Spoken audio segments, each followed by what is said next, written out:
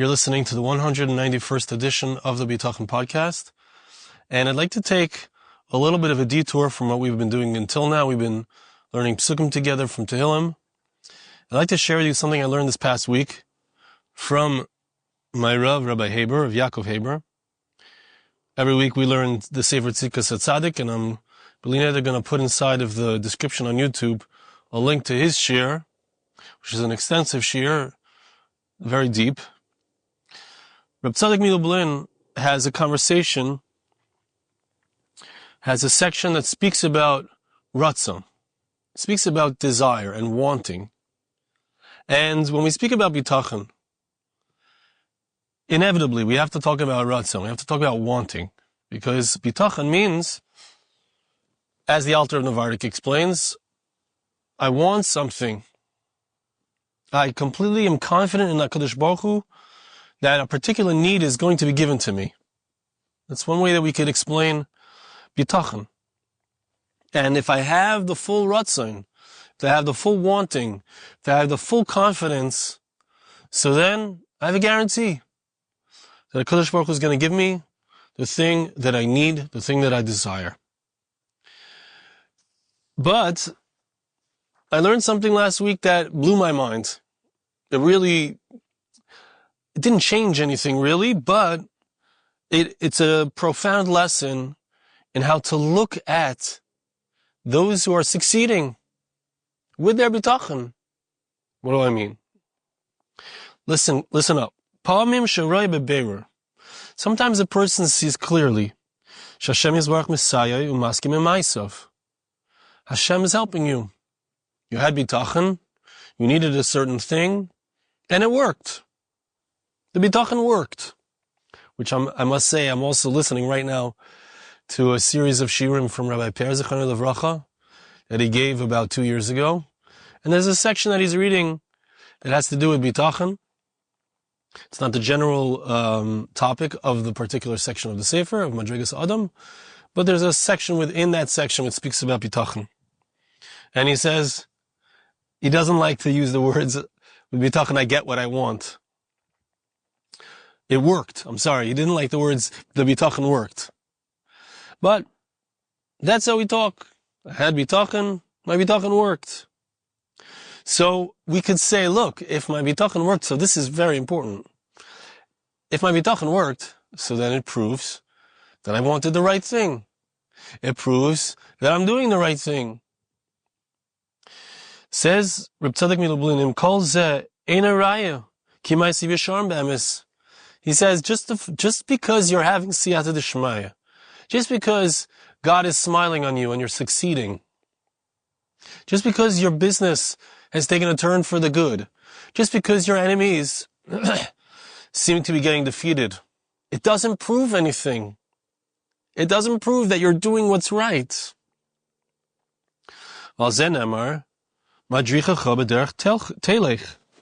Pasuk says, Hashem guides you and brings you on the path that you want to go.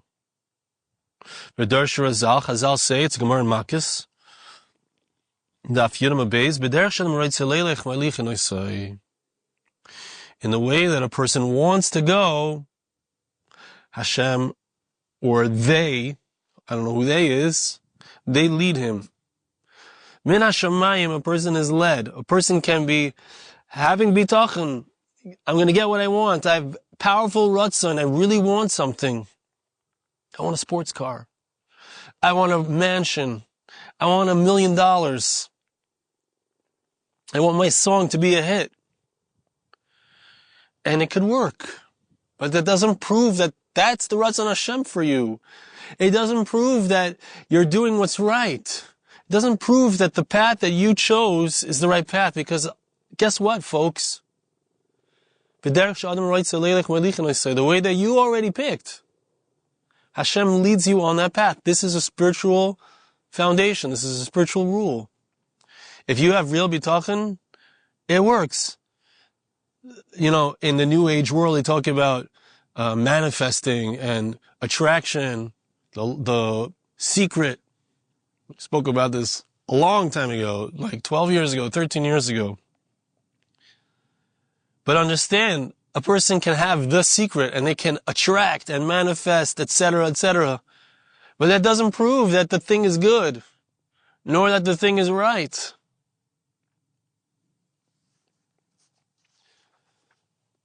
Haloitira Belio, he brings a few proofs for this. We see examples of this.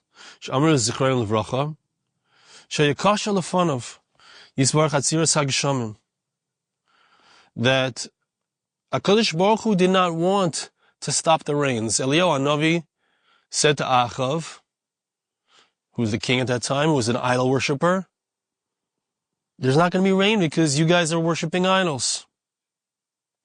Hashem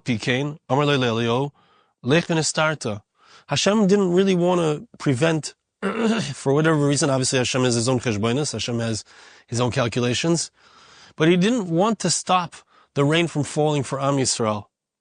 But Eliyahu Hanavi did. Eliyahu Hanavi said, you're not serving Hashem, you're serving idols, no rain. So Hashem, so to speak, let Eliyahu get away with that. And when Achav wanted to bring him to justice for causing damage to Am Yisrael, for preventing the rains, Hashem nevertheless allowed and helped Eliyahu to supernaturally be able to hide from Achav and not be brought to justice.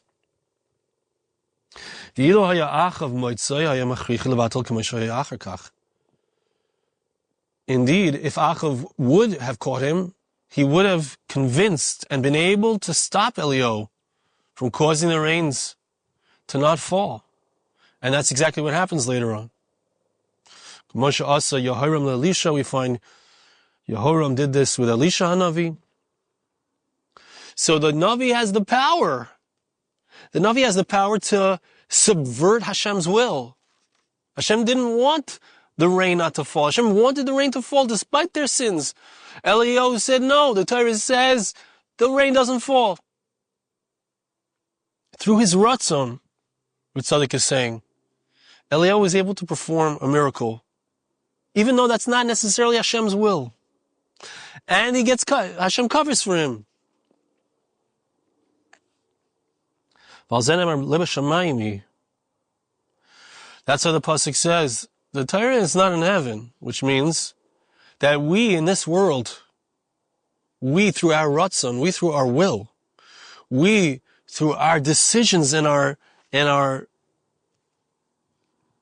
haskama is the word that the Alter Navardik uses. Haskama means I have an absolute final decision.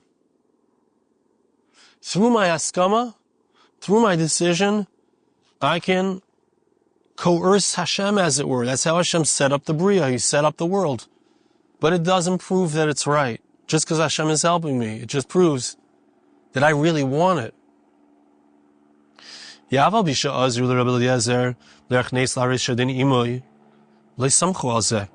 find in the Gemara Baba Metzia that Rabbi Eliezer was arguing with the Chachamim, with the sages, about a particular law, particular halacha. And he proved it. He said, if I am right, let the wall prove it. And the wall bent.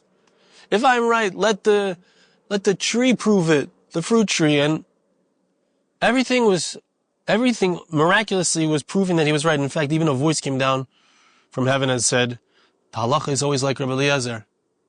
The Chachamim said, Loi b'shamayim he, which means, shechashu shu mibnei shu reitzi leilech b'derech zeh.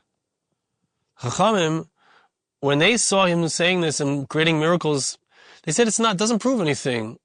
It doesn't prove anything because there's a halacha, yachid rabim halacha karabim. If there's a single opinion and it's contrasted with the opinion of the many, you don't go with the single opinion. Your opinion is not valid. You can't prove anything from a nace, from a miracle. It's your Ratzon that's creating the nace. You have incredible will and Hashem does your will. Doesn't prove that that's really the truth, or that's really the Ratzon Hashem, the will of Hashem. This is also why, with the whole story with Moshe Rabbeinu and Korach, where Moshe said, you'll know that I'm right if they die a regular death. But if Hashem creates a new bria, a new creation, they don't know that I'm right. And then the earth cracks open, swallows them, all of that, they and their families and all of their possessions fall down into the abyss. But Am Yisrael, after the story, is not quieted. They say, you killed them. It's a pella. What do you mean? Hashem made a huge miracle. How can you say that you killed them? Even they saw an incredible miracle, excuse me, as they were lost, as the Rishon were lost, they still felt that it doesn't prove it. It doesn't prove that Moshe and Aaron are right. All it proves is that Moshe Rabbeinu has a powerful will. All that it proves, said Am Yisrael, and we could argue about whether they were right or not, but all it proves is that you have a powerful bitachon. You have a powerful Ratzon, but it doesn't prove that that's really the Ratzon Hashem. Okay, we'll take another test to prove it. We'll take another trial to prove it. Ultimately, what do we see? We see something incredible. Something so important. I can have bitachon. Hashem can give me what I want, but it doesn't prove anything about whether I do what's right, whether I'm wanting the right things. So, is it mafrich? Does this yesod, which is absolutely true, and I feel it. I don't know about you. We've been working on bitachon here in this series since 2019. So we've been working on bitachon now for 6 years. And really, I've been hearing from Rabbi Per about bitachon since the year 2000 or 1999. So 25 years, 26 years I'm working on this. So we have a sense, we have a feeling. And we know this to be true. And you have to look back at all the instances where your bitachon worked, where HaKadosh Baruch Hu, you felt confidence and it worked out for you, and you have to say, hey, was I really right? Was it really correct? Did I want the right thing? So this is a little bit of a shake-up. It's a little bit of a shake-up, but what do I do with it? What do I think about it? And by the way, you might notice I have two svarim here. I have the Tzidkas HaTzadik, which is Rav Tzadok MiLublin, and I have the Even Yisrael, which is Rabbi Yisrael Salanter, and doesn't seem like, I'm not sure if we'll get to it, but I have a whole beautiful piece at the end of Drush Gimel. Talks about bitachon, different types of bitachon, who the bitachon is for, with hishtadlus, without hishtadlus. I don't recall if I've read this ever for you guys, and if it's not today, then it'll be next week. But what do we do with this? What do we do with this information? Maybe I'm having bitachon, and maybe it's working, but it's wrong. So, in thinking about this and discussing this with people and trying to understand what it means and what the message is, what it means for me and what the message is, that before I start bitachon, I gotta make sure that I'm looking for Ratzon Hashem. And I can make a mistake. Something that Rabbi Haber said. You can have someone who, like a Balaam. Balaam is the source for the concept of B'derech She'adam Reitzeh Leilech Malichin. I say Balaam was hired by Balak to curse Am Yisrael. Hashem said, don't go. Don't go with them. Don't go curse Am Yisrael. Am Yisrael's blessed. And nevertheless, Balaam goes. Hashem says, okay, go. What is this? HaKadosh Baruch Hu changes his mind. God doesn't change his mind. So what was going on? What was going on? What was going on was that Hashem gives a person the ability to go in that way. Even though it's not his will. He doesn't really want Balaam to go. But if Balaam decides and has full ruts and a full will to go, he's going to have Siyata Dishmaya to go. This is how Rabbi Haber said it. He's going to have the ability to go, But it doesn't mean that in the end he's going to be matzliach. Okay, this gets a little fuzzy.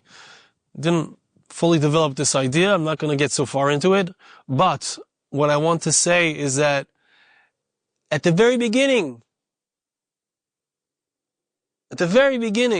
Balaam should have listened to HaKadosh Baruch Hu when Hashem says, don't go.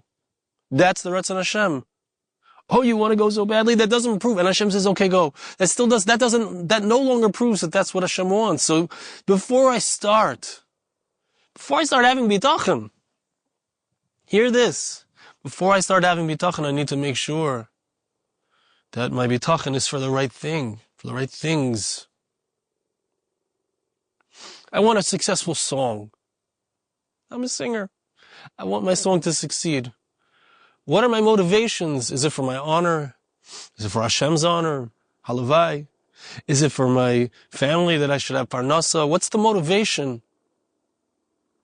If I'm going to have bitachon, that I'm going to succeed, I got to make sure that this is really what Hashem wants. Does Hashem want me to succeed in business and be rich and become a megushim person, a person who's completely obsessed with physicality, with having a nice house, with having nice cars, etc.? Is that what Hashem wants? It might be what I want. I might get that. I must say it's not what I want, personally. I might get it. It might work out. I might have Siyata Dishmaya, but it doesn't prove. I got to start at the beginning with my thoughts, with my decisions, with what I have bitachon about. And make sure what I have bitachon about is what Hashem wants me to do, to be, to have bitachon about. It's so essential. It's so important. It's like you have a power. You have a power through your Ratzon, through your will, through your desire. You tap into Siyata Dishmaya. And we all see it.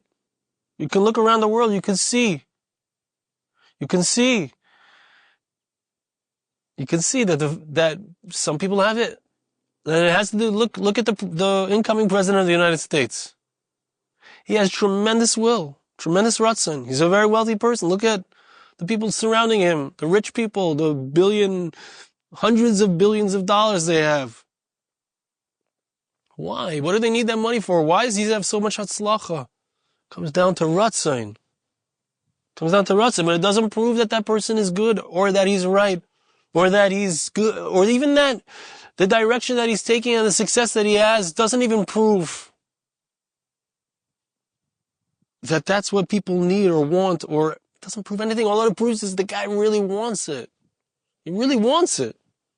That's why he has Siyata Dishmaya. It's very deep. It's very important. Going in to bitachon.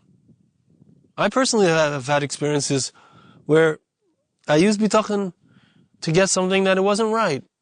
This is many years ago. Baruch Hashem. I got scared by it. I used bitachon. I had Ratzon for a certain thing, whatever it was, doesn't matter. And afterwards I said, this is dangerous. This is dangerous. I had seen at the time the whole idea of the secret and manifesting an attraction, which I don't suggest looking into. I don't suggest it. We need to learn it from our Makaris. We need to learn about what it means to have bitachon. We need to understand that it's a power, that it's a law embedded into reality.